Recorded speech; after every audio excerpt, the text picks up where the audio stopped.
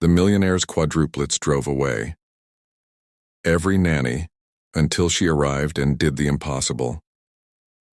The mansion loomed like a fortress of glass and steel, its sleek lines cutting against the California sky. Inside, chaos reigned. 4 identical 6-year-olds, Lila, Leo, Luna, and Lucas, tore through the marble halls, their laughter sharp with mischief.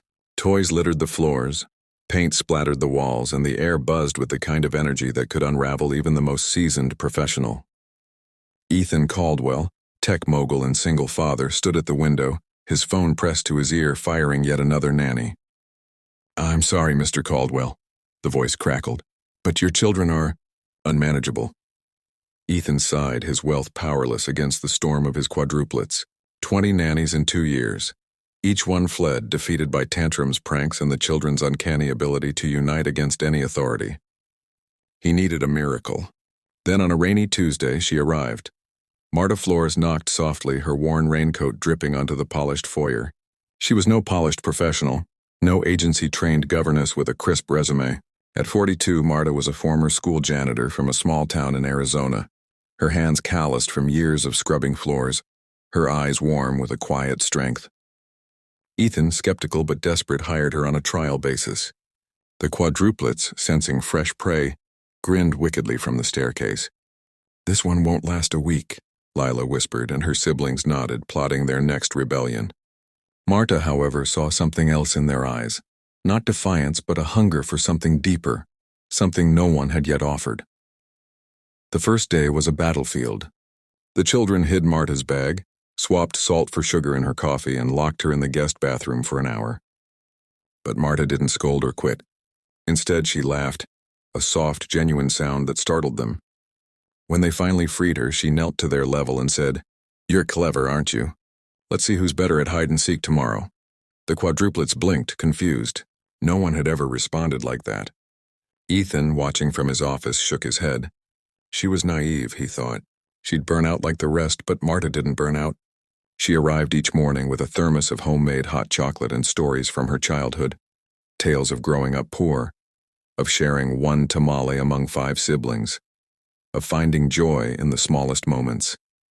The children, used to toys and screens, leaned in, captivated. She didn't demand obedience. She invited connection. When Leo smeared paint on her shoes, she painted a smiley face on his cheek. When Luna screamed for attention, Marta sat with her, braiding her hair and listening. Slowly, the pranks faded. The children began to follow her, not out of fear, but curiosity. Ethan, buried in work, barely noticed the shift. He didn't see the way Marta tucked them in at night, whispering, "You're enough just as you are." The turning point came unexpectedly. One evening, Marta found Lucas alone in the garden, clutching a crumpled photo of a woman with kind eyes, Ethan's late wife, Claire, who died when the quadruplets were 2. Lucas, the quietest, rarely spoke of her, but his small shoulders shook with grief. "Why doesn't Daddy talk about her?" he whispered.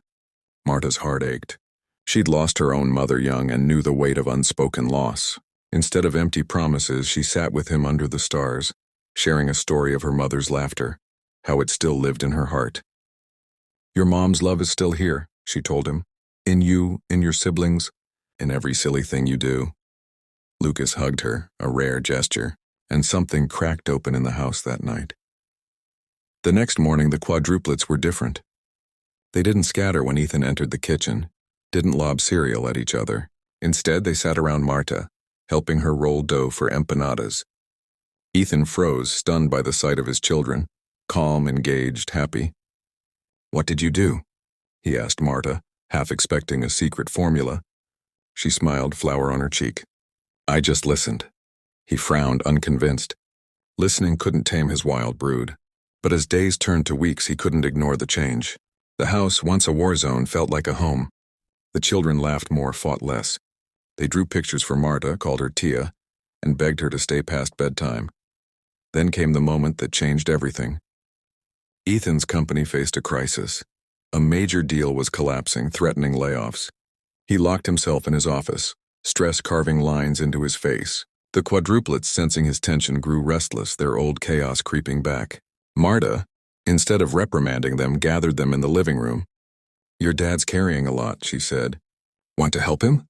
They nodded, wide-eyed. She handed them paper and crayons. Draw what makes you happy. Let's remind him what matters. The children poured their hearts into it. Pictures of family picnics, Claire's smile, even Marta's hot chocolate mug. Lila, the boldest, wrote a note. We love you, Daddy. You don't have to be perfect. That night, Marta slipped the drawings under Ethan's door. He found them at midnight, exhausted and defeated. As he flipped through the colorful pages, tears blurred his vision. He saw his children's hearts laid bare, their love, their fears, their hope. The final drawing, from Lucas, showed a stick-figure family under a starry sky with Claire's face in the moon. Ethan's chest tightened. He'd been so focused on providing, on succeeding, that he'd forgotten to connect. He'd left his children to nannies, to chaos, to grief, and Marta, this unassuming woman with no credentials, had done what he couldn't. She'd reached them. The next morning, Ethan called the Quadruplets to the garden. For the first time in years, he spoke of Claire, sharing stories of her laughter, her love for them. The children clung to him, crying and giggling, their small hands holding his. Marta watched from the porch, her eyes glistening. Ethan approached her later, his voice thick. How did you do it? They were impossible. Marta shrugged, her smile soft. They just needed someone to see them, not fix them. Sometimes love is the only rule that works. Ethan nodded, a weight lifting. He offered her a permanent role, a raise, anything she wanted. But Marta only asked for one thing, a Sunday off to visit her own family. They're my home, she said, just like your kids are yours. Months later, the mansion was alive with new traditions. Sunday empanada nights, stargazing with stories of Claire, and a house filled with laughter instead of chaos. Ethan stepped back from work, trading boardroom hours for board games with his kids. Marta, still Tia, became family, her kindness a bridge that healed their broken pieces.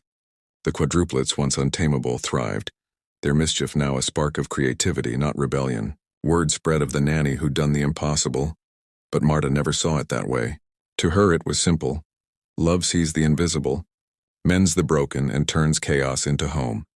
And so, in a world that often measures worth by wealth or status, Marta's quiet compassion proved the greatest fortune of all. The Quadruplets, once a storm, became a symphony, their laughter a reminder that even the wildest hearts can find peace when someone dares to listen.